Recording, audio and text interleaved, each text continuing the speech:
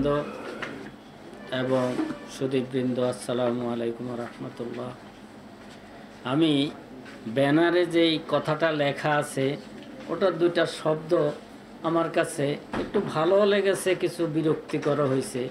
একটা হলো গণবিরোধী সুপারিশসমূহ, আরেকটা হলো নির্বাচনকে অর্থের প্রভাবমুক্তকরণ।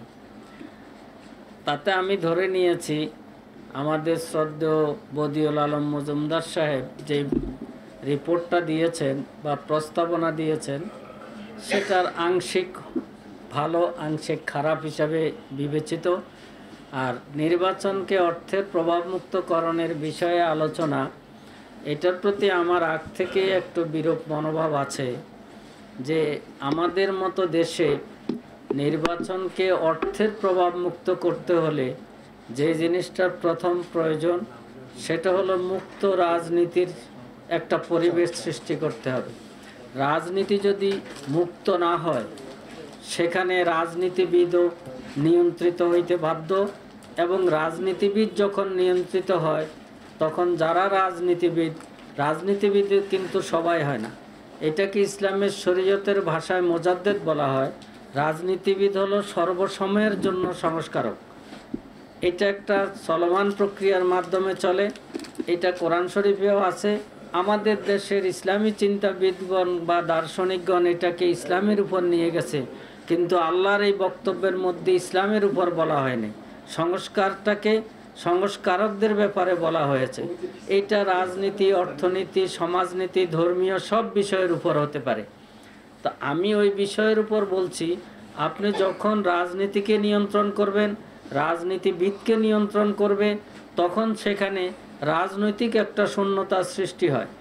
একটা কথা আমি বলি, রাজনীতি হলো বায়ুমণ্ডলের মতো। কোনো জায়গায় যদি বায়ু খালি হয় সেখানে চারিদিক থেকে প্রবল বেগে বায়ু আসে, ঘূর্ণিঝড়ের সৃষ্টি হয়। আমাদের দেশে বা পৃথিবীব্যাপী যেখানে রাজনৈতিক শূন্যতার সৃষ্টি হয়েছে সেখানে রাজনীতিতে দুর্বৃত্তরা দখল করেছে এবং রাজনীতিটা কমপ্লিট দুর্বৃত্তায়ন হয়েছে। আমাদের দেশে বর্তমানে আমি সবার প্রতি শ্রদ্ধা রেখে বিনয়ের সাথে বলছি যে যদি দেখা যায় কারা ক্ষমতায় আসতেছে, কত পার্সেন্ট লোক এখানে রাজনীতির চর্চা করেছে, রাজনীতিবিদ হয়ে তারা ক্ষমতায় এসেছে, ফলে আমাদের যা ভাগ্যে আছে এটা আমি বলবো না, আমাদের যা কর্মফল তাই আমরা দেখতেছি। বারবার আন্দোলন করতে হয়, বারবার জীবন দিতে হয়, বারবার আমাদেরকে সরকার পরিবর্তন করতে হয়।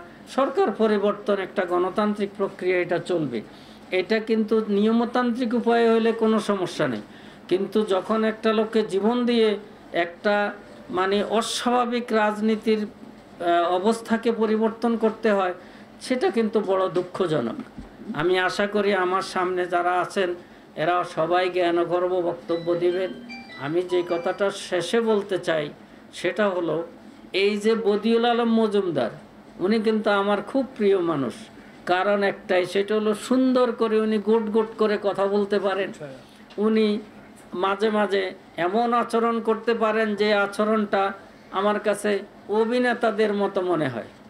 যেমন আপনারা খেয়াল করলে মনে আছে কি না আমি জানি না, যখন আমাদের দেশে জরুরি অবস্থা জারি হলো, ফখরুল মঈনুদ্দিন